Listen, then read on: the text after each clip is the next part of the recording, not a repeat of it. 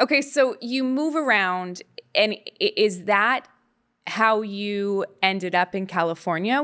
Did you end up here because you were your father was moved here, or you chose to come here? We ended up in California because my sister and I were acting. So we started acting in a suburb of Atlanta, Georgia, like started doing community theater and like maybe did a couple commercials. And then my dad got transferred from Atlanta to Chicago, and we moved to Chicago. And when we moved to Chicago, the agency that had represented us in Atlanta knew an agency in LA that also had a branch in Chicago. Mm-hmm. So that's how we got connected with an agency in Chicago. But you know, there's commercials here and there, but there's not a ton of work. And we were in Chicago, again, continuing to do theater.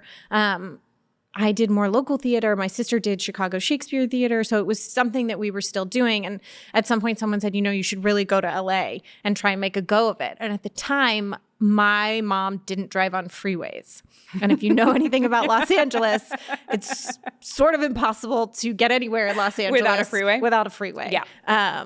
So my family came out for like a week in December just to try it, to see if it was something that we could do for a pilot season, because, oh gosh, this was 20 years ago. That's what you did, was you came out for pilot season.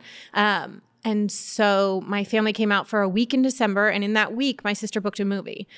She booked a movie that was filming in Vancouver, actually. Stay at the Sutton Place, as everyone does and has forever. I have stayed in every room at the Sutton Place. I know. Yeah. It's I think most of us are very familiar. Oh, the stories that hotel could tell. It's true. Oh my That Lord. hotel bar. Oh my God.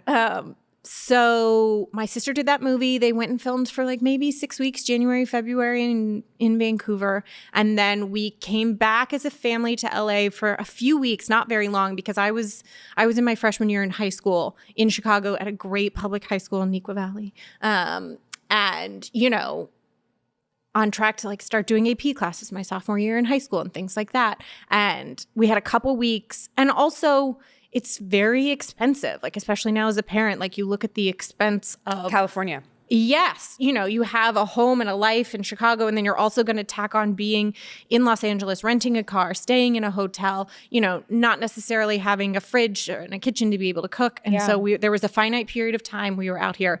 I want to say it was 6 weeks, but it was probably shorter. And by the end of those 6 weeks, both my sister and I had booked pilots. Amazing. Mine didn't go, but hers did. And that was enough of an impetus to convince the family to come.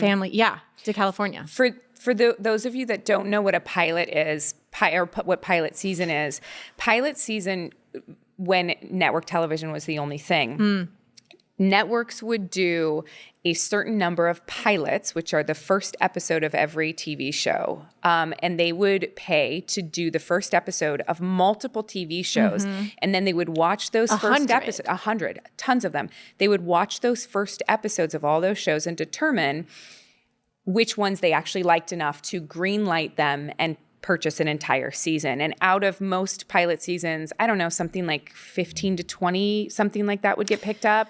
Yeah, not a lot. Of all the networks. So there were a lot of failed pilots, like a lot of failed pilots. But to book a pilot as a young actor was vital to your career. You had to book pilots. And so that's great that you guys both booked. And hers got picked up and yours didn't. Yes. And my sister did a show, I think for 2 years, called Summerland. I think it was one of Aaron Spelling's last shows. Okay. And then I ended up that year doing a mini series for HBO called Empire Falls. So I was still, the pilot didn't go, but thank goodness it didn't, because that was a pivotal moment in my career. Well, Empire Falls was back when networks were still doing miniseries events, which were wonderful. Yeah. Do you remember? And it was HBO too. HBO was like phenomenal and still is phenomenal. Like there's, you know, certain networks you want to work with. Mm-hmm. HBO has never faltered. Yes, they've always been one of the ones that's producing phenomenal content. Yeah. And Empire Falls was one of those shows. Mm-hmm. And great cast. Unbelievable. And, you know, this is another interesting fact about me. My parents didn't let us watch television growing up. So I'm going onto the set with Paul Newman, Joanne Woodward, Philip Seymour Hoffman, Robin Wright, Ed Harris, like just the list is absolutely incredible.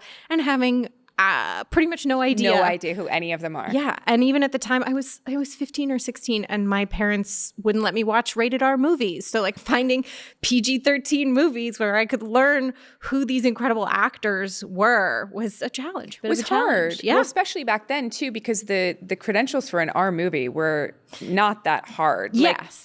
Because I think PG-13 was something that came along later. So, a lot of Paul Newman's earlier work, if you're looking at either giving it a PG or an R, you probably are going to have to give it an R. Well, because what was it? It's something like, at least back in the day, it was like, if there's one fuck, it's an R movie. Or any, violence or nudity, you know what I mean? It just like tips it over the edge really fast. Yeah, it really does. Okay, so you work with these amazing people. Do you have any memories from that? Like, were there any lessons you learned on that film from all those amazing people? Oh, so many lessons from everyone. Everyone was so generous with me. Like that is the thing. Ed in particular, he's a method actor, which I'd never really, I'd barely worked at that point. Yeah. And he played my father in the film. And he was so, thank God he played my father because it might have been a different experience if now he'd play your husband. If we hadn't, but also like if he hadn't meant to be warm with me, like, he.